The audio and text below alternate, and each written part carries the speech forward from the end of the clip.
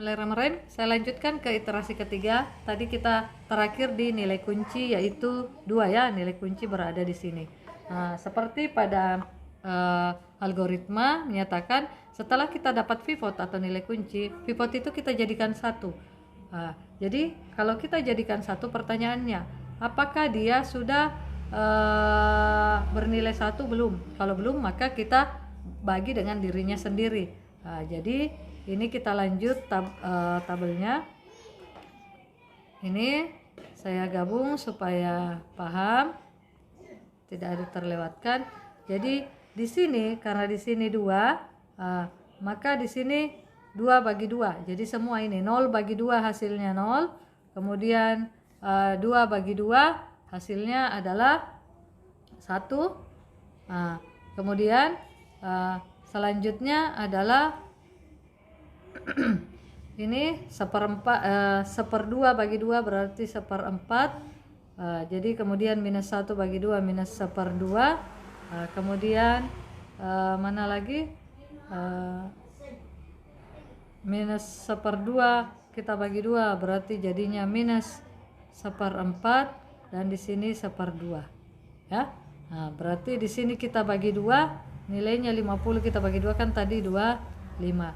Karena ini adalah berada di X2, maka S2 ini berubah menjadi X2 dengan koefisien X2 adalah 5. Ini X1 koefisiennya 12 karena tidak di situ kolom kuncinya. Sekarang setelah ini dijadikan 1, ini kita mau jadikan 0.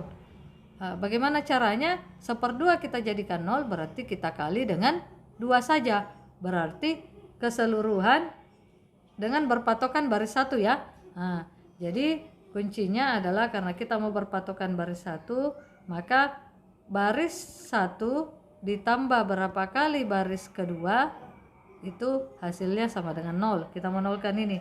Baris kedua kan 2. Ini 2 pengalinya. Baris 1 nilainya 1/2. Jadi 1/2 ditambah berapa kali dari ini yang menghasilkan nanti 0. Kalau kita ambil minus supaya menghasilkan 1/2 berarti berapa nilainya yang kita ambil? Jadi di sini ini 1 ya, karena yang baru ini. Jadi otomatis di sini kita ambil minus 1/2 ya. Jadi kita ambil minus 1/2 supaya menghasilkan 0. Jadi keseluruhan untuk baris ini, ini semua kita operasikan baris 1 ditambah dengan minus setengah kali baris kedua ya, baris kedua yang baru yang ini, baris yang ini. Jadi otomatis ini 0. Ini kan jadinya begini, berarti 1 ditambah minus 1/2 kali dari baris kedua. Baris kedua nilainya 0 di sini, berarti di sini 1, berarti di sini 1. Dikerjakan begitu dan seterusnya sehingga kita peroleh di sini minus 3/8, di sini adalah 1/4, di sini 3/8, di sini minus 1/4. Dan di sini kita operasikan juga, berarti 20 ditambah minus 1/2 kali dari 25. Hasilnya adalah 15/2. Ini kita dapat. Sekarang kita coba hitung set J. Kita hitung set J. Set J tadi ini 1 kali 12 tambah 0 kali 5 artinya dia 12. 0 kali 12 tambah 1 kali 5 artinya 5. Dan seterusnya ini juga, ini kali ini tambah ini kali ini, kita peroleh minus 13/4. Kemudian di sini hasilnya 1/2, ini 13/4, ini minus 1/2. 15/2 kali 12 ditambah 25 kali 5, dia menghasilkan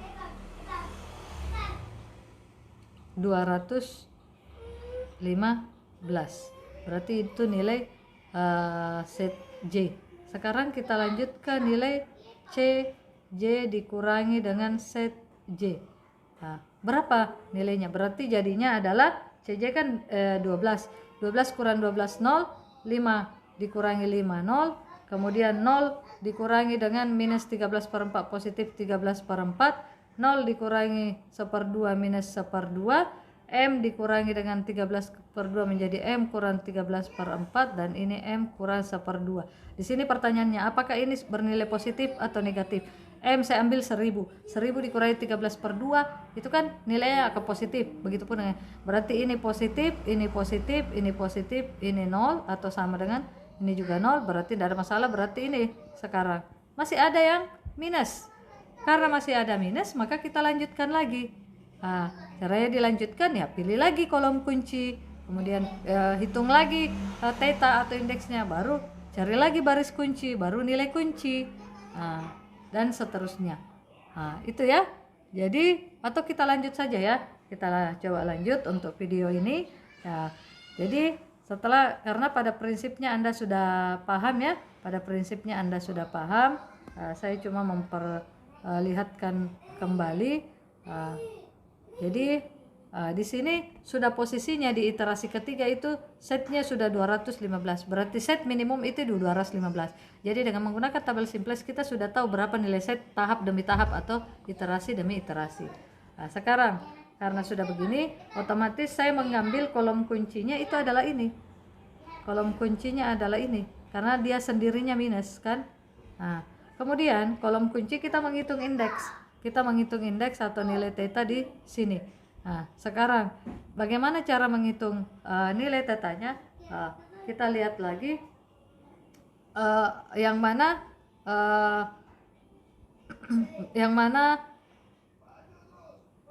nilai 15 tadi BI-nya kan posisi 15/2. Tetanya adalah kita di kolom kunci. Jadi BI bagi kolom kunci jadi 15/2. Jadi 15/2 saya bagi dengan 1/4, atau saya bisa tulis 15/2 kali 4/1. Ini dengan ini 2, berarti 2 kali 15 30.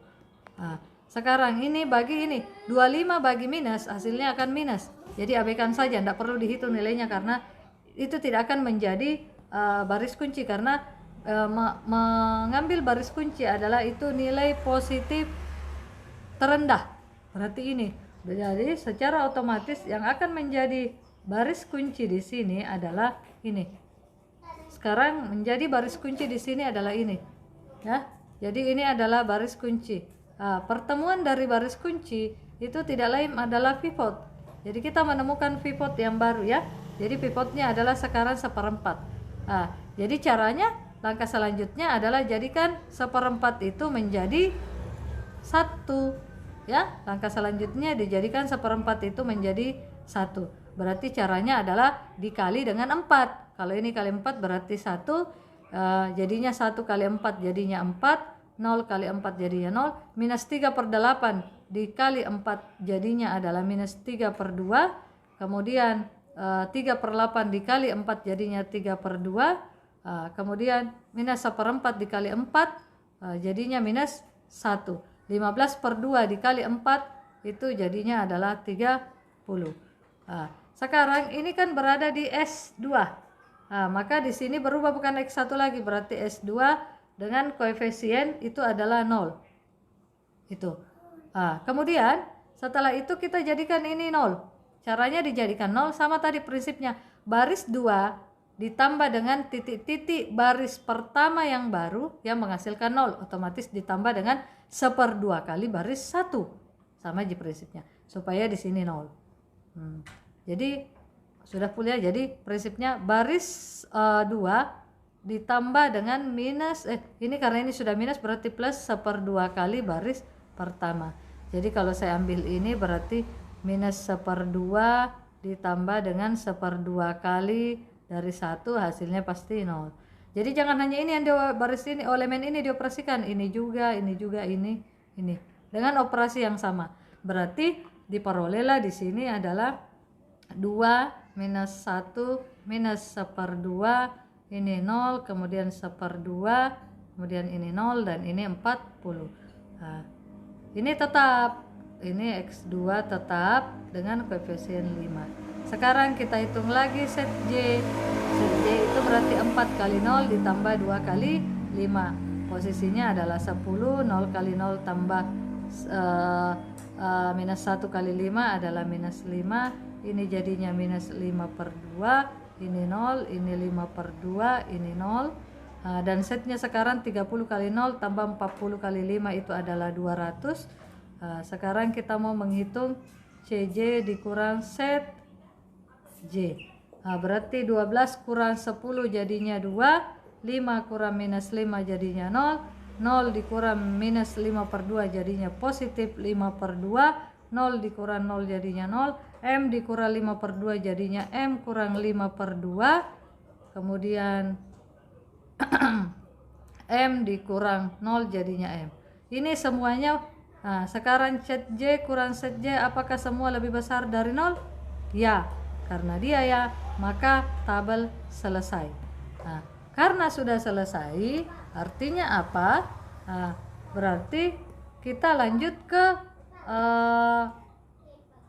mendata atau nilainya. Pada tabel akhir kita lihat nilai yang masuk pada variabel basis adalah ini.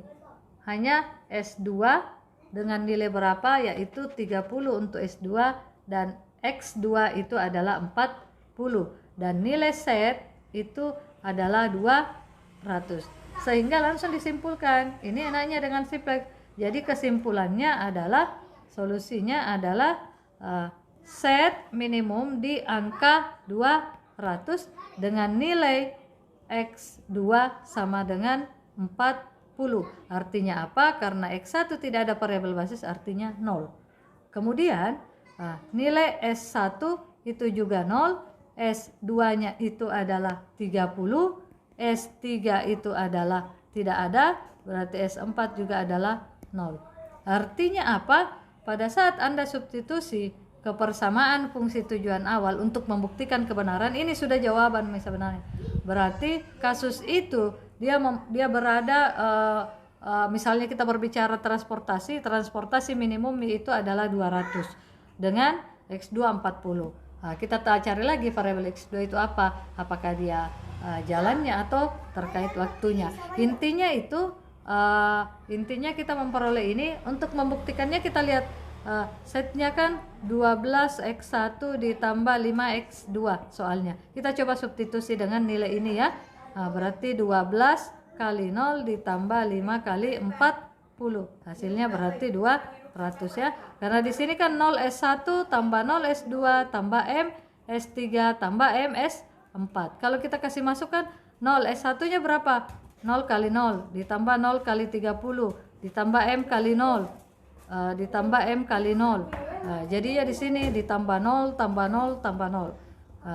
Yang ujung-ujungnya akan memperoleh 200. Berarti sudah dapat disimpulkan bahwa solusi dari kasus ini adalah set minimum di 200 dengan variabel atau nilai pada variabel X1 bernilai 0 dan X2 bernilai 40. Saya kira demikian untuk pembahasan kasus dengan metode simplex pada kendala atau pada fungsi tujuan minimum dan kendala lebih besar. Sekian dari saya.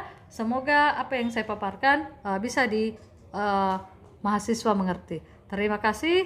Wabillahi taufiq wa hidayah. Wassalamualaikum warahmatullahi wabarakatuh.